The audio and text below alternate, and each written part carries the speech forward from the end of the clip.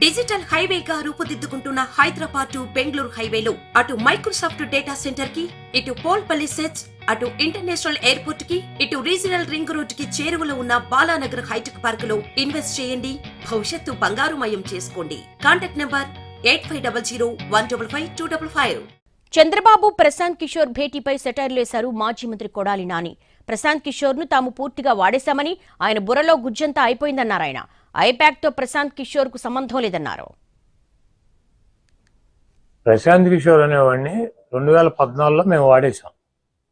బుర్రలో గుజ్జంతా కూడా అయిపోయింది. చంద్రబాబు లాగా ఒట్టిపోయిన గీతలాగా ఆయన్ని తీసుకెళ్ళి మళ్ళీ ఇప్పుడు ప్రశాంత్ కిషోర్ని తీసుకెళ్ళి పెట్టుకుని వ్యూహకర్త అంటాడు. మేము వ్యూహకర్తగా పెట్టుకున్నప్పుడేమో ఆడేవాడు బీహార్ నుంచి వచ్చాడు తమ్ముళ్ళు అన్న ఏం పీకుతాడు, మనకన్నా గొప్ప వాళ్ళు ఎవడో నీ ప్రపంచంలో ఉన్నారో తమ్ముళ్ళు అని చెప్పి ప్రశాంత్ కిషోర్ గురించి మాట్లాడాడు. అవుట్డేటెడ్ పొలిటీషియన్ అనమాట. అయిపోయినప్పుడు 2019లో వాడేసింది తీసుకొచ్చి ఇప్పుడు 2024లో వాడదాం అనుకుంటున్నాడు.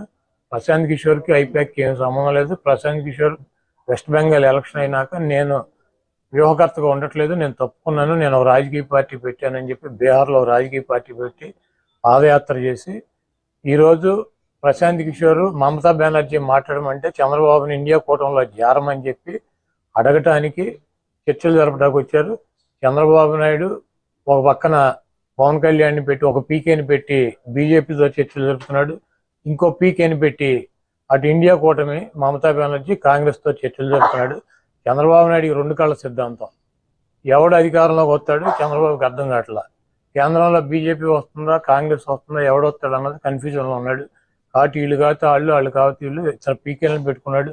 ఒక పీకేనేమో బీజేపీతో మాట్లాడుతూ ఉంటాడు, ఇంకో పీకేనేమో కాంగ్రెస్ ఇండియా కూటమితో మాట్లాడుతూ ఉంటాడు. ప్రశాంత్ కిషోర్ అనేవాడిని 2014లో మేము వాడేశాం. బుర్రలో గుజ్జంతా కూడా అయిపోయింది.